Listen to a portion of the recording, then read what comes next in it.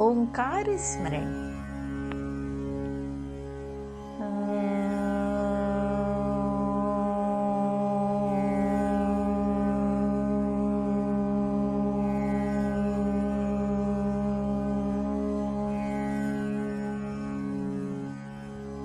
दोस्तों, एक छोटी सी बोध कथा। शीर्षक है अधिकार की रोटी। एक राजा ने एक साधु से पूछा, हे साधु, अधिकार की रोटी का क्या अर्थ है? साधु जी बुद्धिशाली थे। उन्होंने कहा, तुम्हारे प्रश्न का उत्तर तुम्हारी राजधानी में रहने वाली एक बुढ़िया देगी।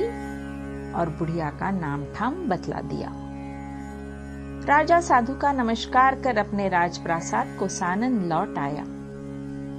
राजा ने एक संतरी को आज्ञा दी कि अमुक वृद्धा माता को राज दरबार में उपस्थित करो।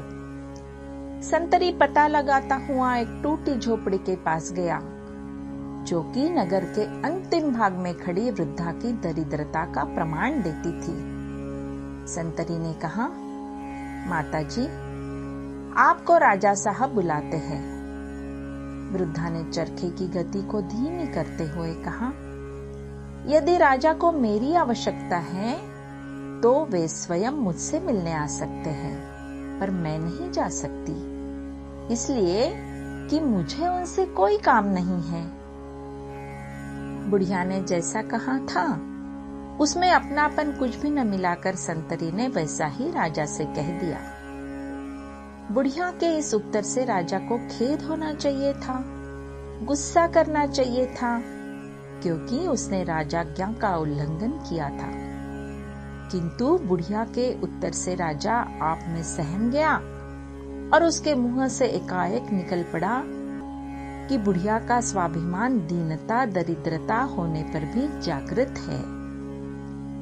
राजा स्वयं बुढ़िया के पास गया और बोला, वृद्धा माता जी, मैं इसलिए आपके पास आया हूँ कि आप मुझे अधिकार की रोटी का ठीक ठीक अर्थ समझावे।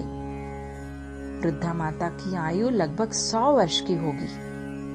उसका कद ऊंचा था, इसलिए वृद्धावस्था में उसकी कमर झुक गई थी और वह लकड़ी के सहारे चलती थी।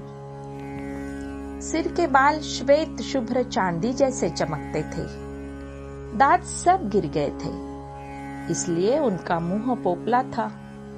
गले भुजाओं की चमड़ी में झुर्रियां लटकती थी। राजा के प्रश्न को सुनकर वृद्धा माता ने चरखा काटना बंद कर दिया और उठकर उसने एक चटाई बिछा दी और राजा से कहा, प्रजापालक, आप चटाई पर बैठ जाइए। फिर बुढ़िया ने कहा, मालिक, मैं अधिकार की रोटी का जो अर्थ समझी हूँ वह निम्न प्रकार है। मैं एक दिन संध्या समय चरखा काट रही थी कि इतने में एक बारात का जुलूस निकला।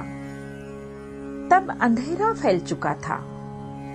जुलूस में मशालें जल रही थी, अतः मैं मशाल की रोशनी के सहारे ही चरखा काटती रही, पर मेरा ध्यान जुलूस देखने की ओर न होकर चरखा काटने की ही ओर था। मशाल की रोशनी में मैंने रुई की आधी पूनी काटी थी और आधी पूनी पहले ही हिकती हुई थी।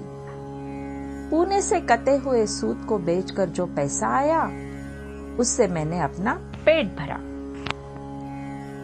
मैं इस जगह ऐसा मानती हूँ कि उसमें आधा अधिकार जुलूस वालों का और आधा अधिकार मेरा था, क्योंकि मैंने मशाल की रोशनी से आधी पूनी काटी थी। मैं यह भी जानती हूँ कि अधिकार वालों के अधिकार अक्षुण्य बनाए रखना चाहिए। फिर भी मैं एक दिन आधे अनधिकार की रोटी खा चुकी हूँ।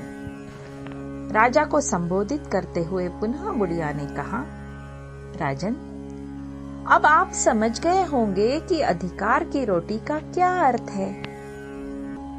राजा वृद्धा माता का उत्तर सुनकर अपने आप में ही हैरान परेशान था। वृद्धा माता की इस सच्चाई और ईमानदारी के लिए उसने लाखों प्रणाम किए और बुढ़िया से कुछ सबक